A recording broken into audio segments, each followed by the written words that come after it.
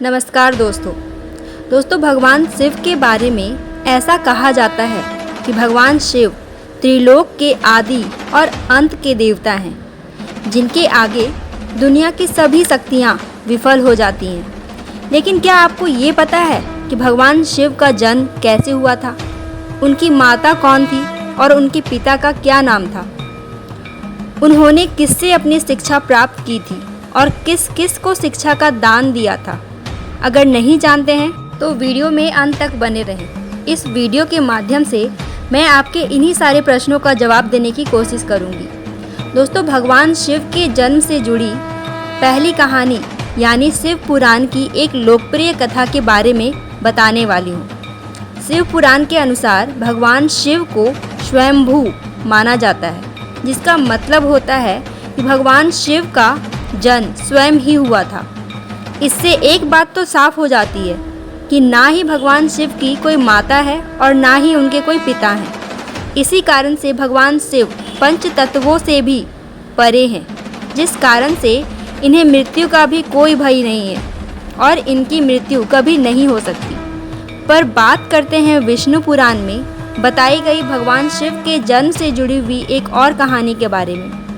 विष्णु पुराण में बताया गया है कि भगवान विष्णु के माथे से निकलते तेज से शिव की उत्पत्ति हुई थी और उनके नाभि से निकलते हुए कमल से ब्रह्मा जी का जन्म हुआ था। मगर दूसरी ओर भगवान विष्णु के जन्म के बारे में शिव पुराण में बताया गया है कि एक बार की बात है कि भगवान शिव अपने घुटने मल रहे थे और उससे निकले मैल से विष्णु जी का जन्म हुआ। और अगर ऐसा हुआ है तो विष्णु पुराण और शिव पुराण एक दूसरे से बिल्कुल अलग हैं। इस कथा के अलावा भगवान शिव के जन्म की एक और पौराणिक कथा काफ़ी ज़्यादा प्रसिद्ध है, जिसके बारे में शायद आपने भी अपने बड़े बुजुर्गों से सुन रखा होगा कि एक बार की बात है जब भगवान विष्णु और ब्रह्मा जी के बीच इस बात पर बहस छिड़ गई कि सबसे महान कौन है।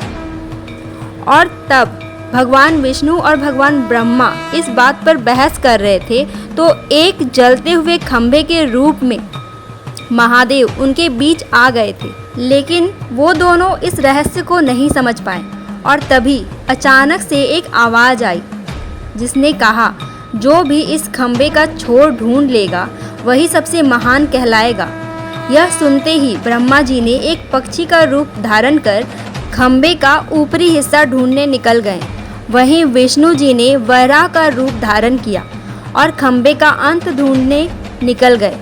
बहुत देर तक खोजने के बाद भी दोनों में से किसी को खंभे का छोर नहीं मिला और दोनों ने हार मान ली। तब फिर भगवान शिव अपने असली रूप में आए।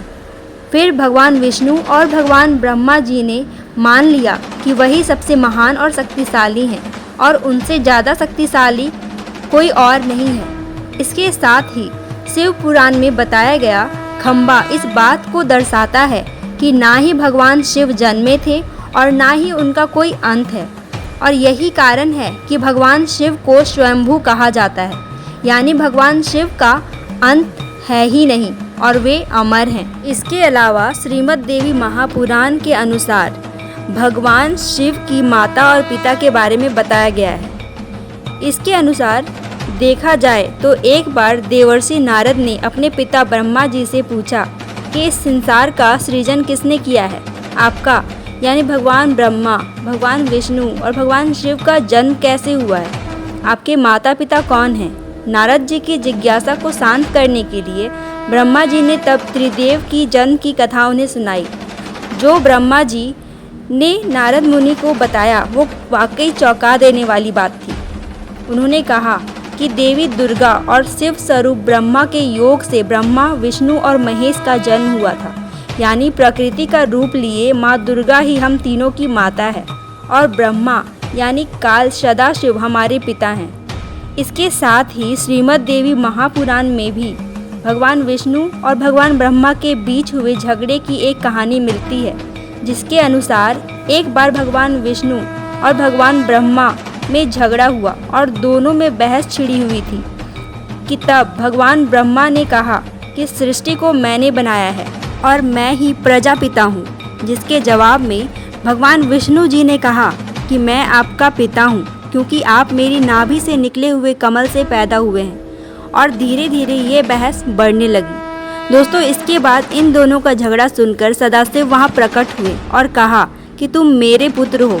मैंने ही तुमको इस संसार को बनाने और इसे संभालने के लिए 2 काम दिए हैं। इसी प्रकार मैंने ही शंकर और रुद्र को संहार और तिरोगति के कार्य दिए हैं। इसके साथ ही सदाशिव ने उन्हें कहा, मेरे 5 मुख हैं। एक मुख से अकार, दूसरे मुख से उकार, तीसरे मुख से मुकार, चौथे मुख से बिंदु और 5वें मुख से नाद यानी के शब्द प्रकट हुए हैं। उन्हीं 5 को एक साथ मिलाकर देखा जाए तो एक अक्षर ओम बनता है, जिसे आज हम सभी भगवान शिव के मूल मंत्र के नाम से जानते हैं। इतना कहने के बाद भगवान ब्रह्मा और विष्णु दोनों ही समझ गए कि भगवान शिव से ज़्यादा शक्तिशाली इस दुनिया में कुछ भी नहीं। दोस्तों, आज की कथा में बस इतना ही। आपको ये कहानी कैसी लगी? अगर पसंद आई हो तो इसे लाइक करके मेरे चैनल को जल्दी से सब्सक्राइब करके बेल आइकन को जल्दी से हिट कर दें और मेरे साथ एक बार जोर से बोलें।